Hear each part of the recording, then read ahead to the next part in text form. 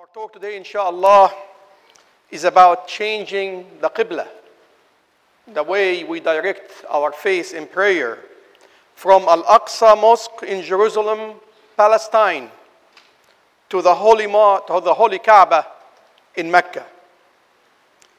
This momentous event transpired on Tuesday, the middle of Sha'ban. And by the way, today is the middle of Sha'ban. Transpired on Tuesday, the middle of Sha'ban, 17 months and 3 days after the migration of the Prophet Muhammad, peace be upon him, to Medina. This great event is considered the most obvious and the most honorable and elevation of the status of the Prophet Muhammad, peace be upon him. And responding to his wish, Allah subhanahu wa ta'ala responding to his wish to direct his face in prayer to the Holy Kaaba, the Qibla of his grandfather Ibrahim, may God be pleased with him.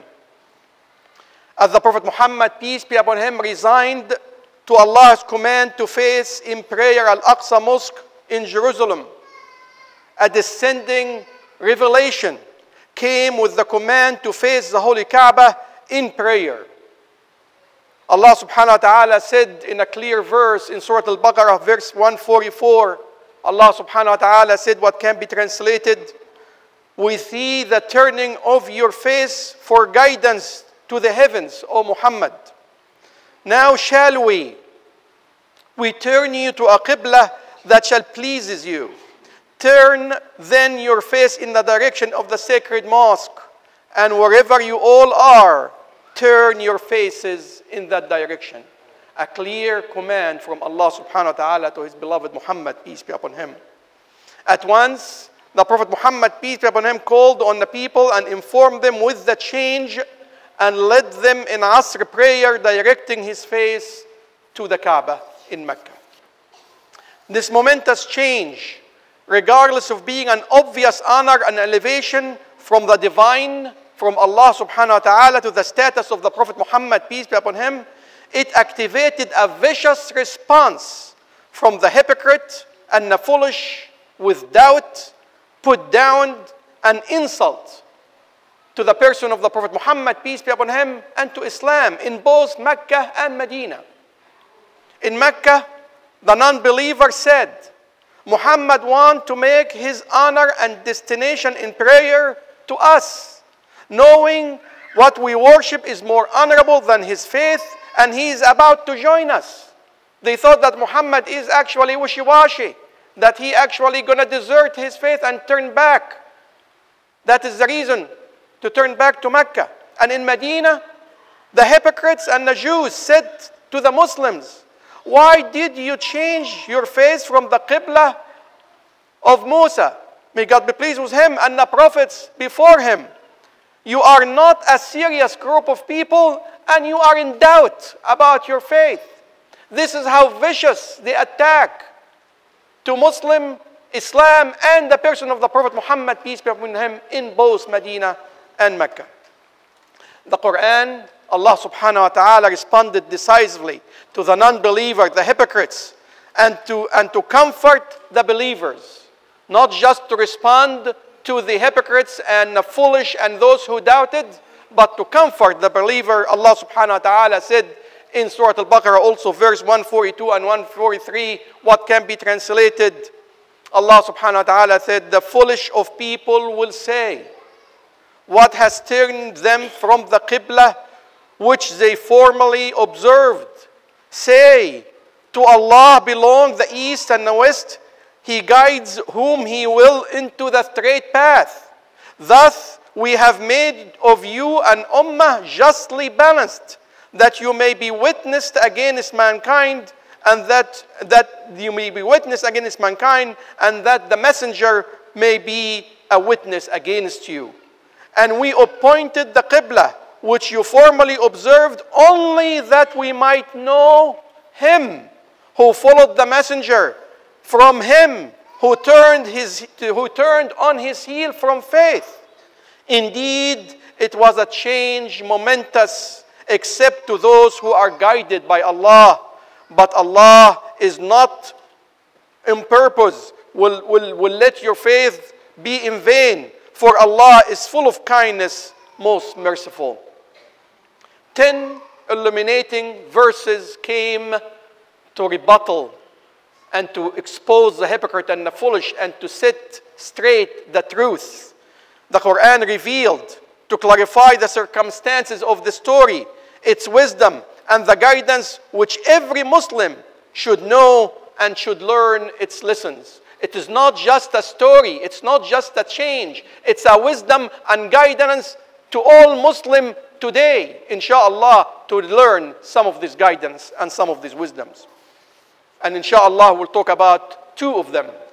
The first guidance, Allah the Wisest wanted to train the Muslim Ummah from its inception to focus and pay attention to the core and the fundamental of matters, not the appearance and its optics. Reflect on this statement. Islam is about core fundamentals, principles, not optics, not talking, not looking righteous. This is not what Islam is all about. And this is what Allah subhanahu wa ta'ala wants the Muslim Ummah from inception to focus on the core, on the principle, on the deeds, on what Allah subhanahu wa ta'ala commands us to do. Allah wanted the Muslim Ummah to submit and follow the divine guidance regardless what the command would cause of unease and awkwardness. Correct belief is for the servant to submit and bow to Allah's command. That is the correct belief, not to doubt, not to question. The divine guidance is very clear. It's for the Muslim to bow for that command, regardless of the way or the form to fulfill the command. The command is here. It doesn't matter how you fulfill it as long as you follow it and as long as you fulfill it.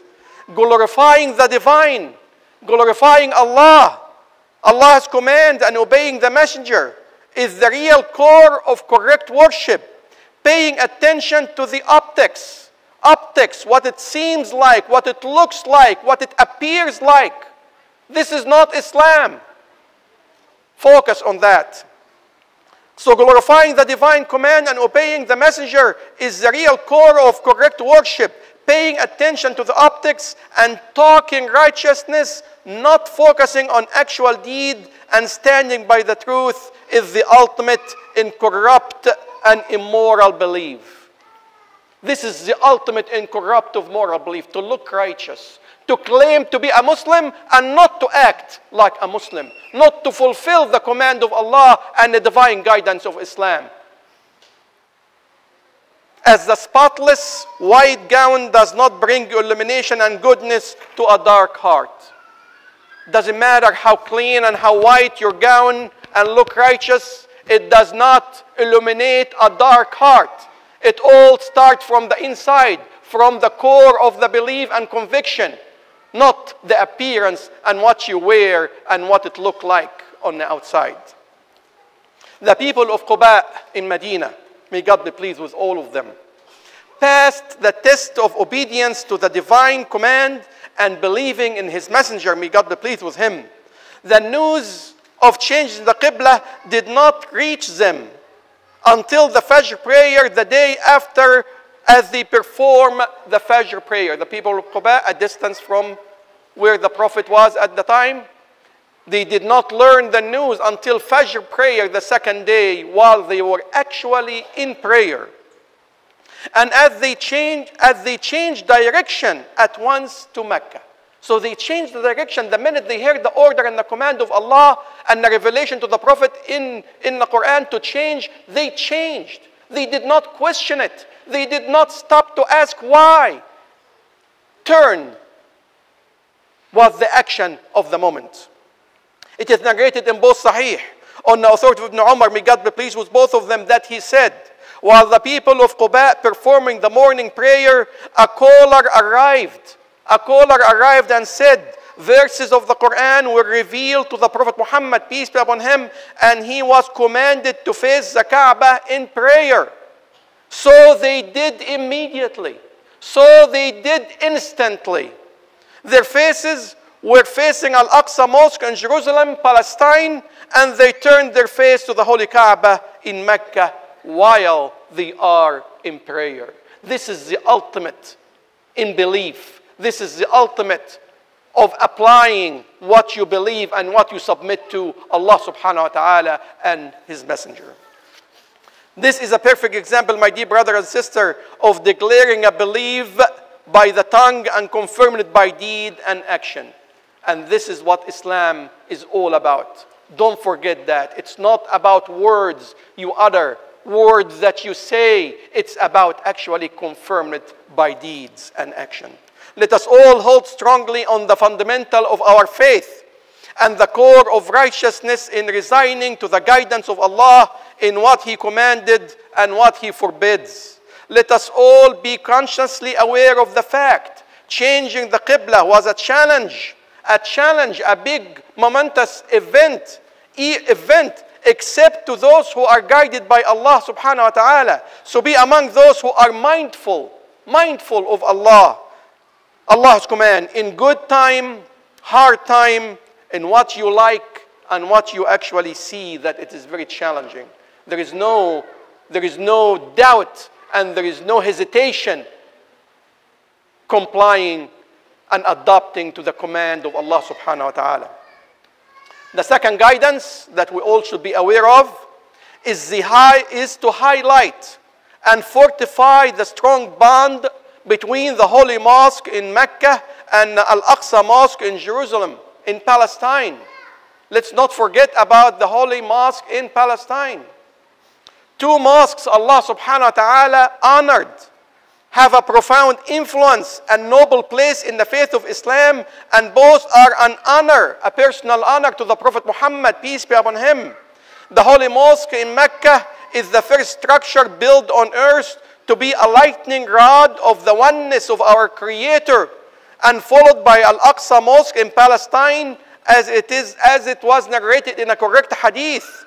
Also, we find the journey of Al-Isra and Al-Mi'raj, another tie of honor and glory of these two glorious mosques that they are blessed by Allah subhanahu wa ta'ala. This tie and connection is a strong guidance to the Ummah of Muhammad. This should reflect on what we know and what we believe and what we think. And also not to forget is this tie between these two mosques.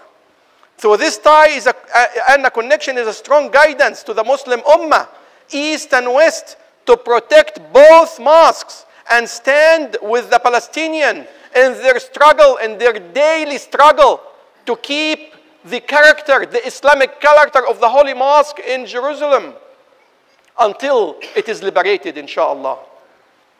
Many guidance and many wisdom from the story of changing the Qibla, but for the sake of time we will stop by these two. But the Imam, as we end, remind himself and all of us, changing the Qibla was not a change of direction. It was not just a change of where your face is directed in your prayer. And it's not a direction change from one location to another, but a test of conviction and absolute trust in Allah, the Almighty, the owner of the heavens and the earth. Facing the Kaaba with a heart which is doubtful. When you face the Kaaba as we face it now in our 5 prayers daily, with a doubtful heart, with weak conviction, and not certain of Allah's promise, will not spare you Allah's wrath and His anger. May Allah spare us such an outcome. A great story to illustrate this meaning, the meaning of the core, the meaning of the action and the deeds, not what it looks and not what it feels like and not what the words sound like. It's all about deed and action, my dear brothers. And a beautiful story to actually bring this meaning to life.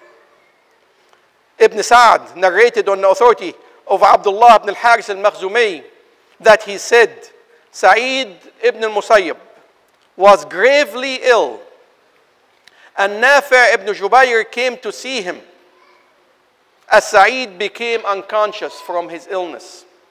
Nafi' asked to turn his body and his bed toward the Qibla.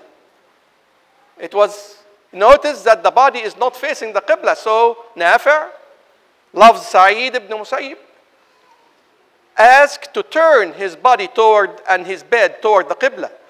Sa'id came out of unconsciousness and said, "Who command you to turn my bed?"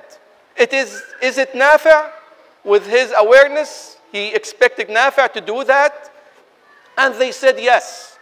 He said to Nafi', "By Allah," and he swore by Allah, "If I was not on the correct path and conviction, changing the bed direction will not benefit me in any way, shape, or form."